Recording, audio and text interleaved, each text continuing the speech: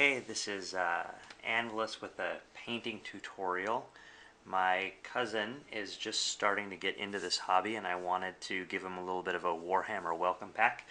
And one of the things that I wanted to do is show him a little bit about painting, and I figured if I was going to do that, I might as well broadcast it out. So really what I'm doing, this is a very introductory sort of tutorial. I've just got some very basic acrylic paints that you can find really at any craft store. They're nothing fancy, they're not your Vallejos or Games Workshop paints, but they work just fine for basic stuff.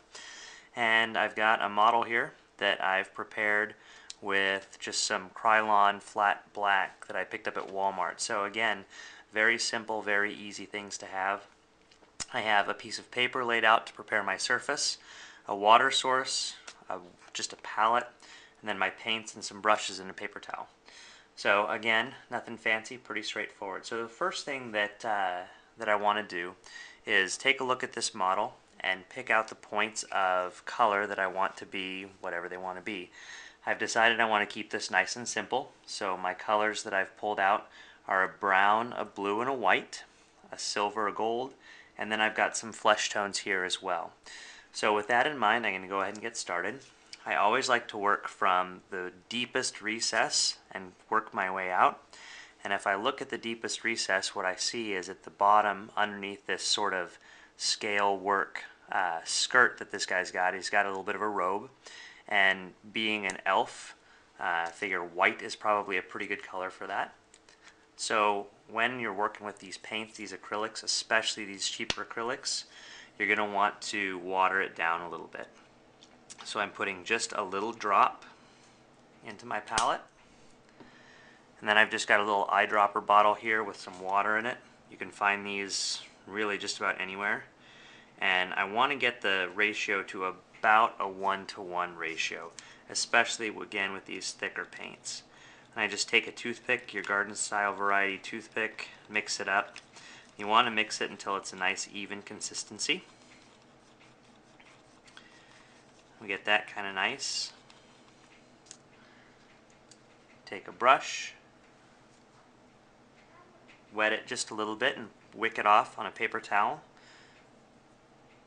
And take some of your color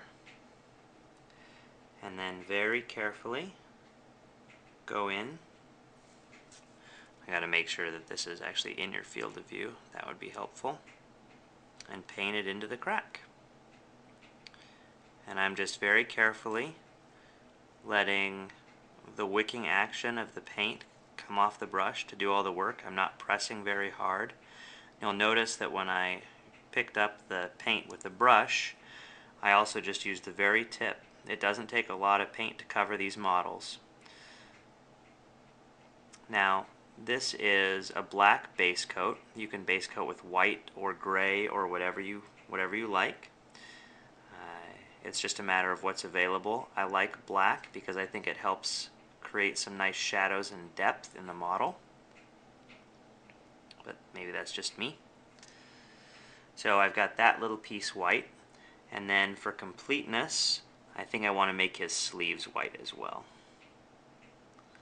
So we'll go ahead and just brush on that white. Now, the other thing that you'll notice very quickly here is that this white, while covering relatively well, still has something to be asked for in terms of really being a bright white. Most of the time when people think about elf models and they think about the color white, they think about really bright, vibrant whites. When I'm done with the color, or even just when I want to break it up a little bit, I'll whisk my brush around in the water, wick it off again, and then you can see that the paint is starting to dry a little bit. In case there's a little bit of settling, I'll give my paint a quick stir and go in for a second coat really quick.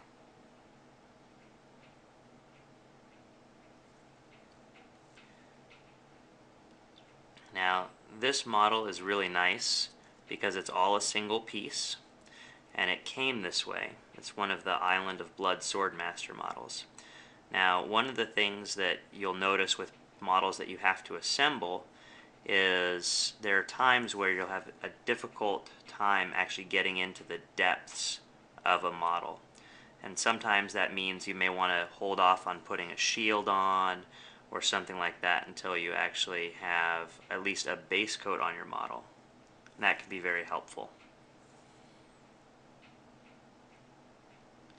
And the other thing you'll notice that I'm doing is I'm moving the model a lot. My brush hand actually is not moving that much.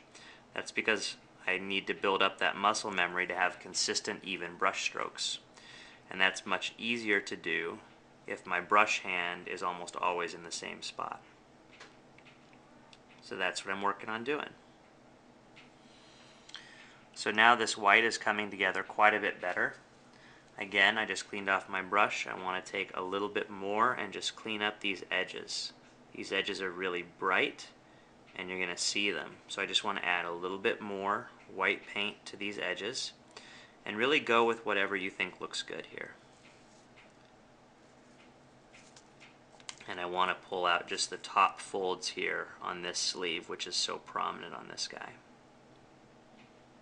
Okay, so that right there is just some white. And you can see in the middle, if I can use this camera well, there are actually some parts where I touched on some of the black that I don't want to be white, and that's okay. You can always touch up, and that's one of the nice things about starting deep and working your way out, is you can always cover up the places that you may have accidentally touched with a fresh coat of paint. So now I want to go with a flesh tone. And for a basic model, I'm not going to worry too terribly much about trying to do any blending. Gotta shake up your paints. These are acrylic, they're water-based. The older they are, the more they separate. And this is just a nice little flip top lid. And the only real skin that's exposed on this guy is the face. So I just take, again, a little bit of paint and then very gently come in. Now, you can go ahead and take time and paint eyes and all the other wonderful details that Games Workshop or any other manufacturer puts on these models. But that's a lot of work, and it's something that is really not terribly needed, at least at the beginning. So I would encourage you to work on getting your color placement right and doing what they call blocking out your colors. And that's a really good place to start.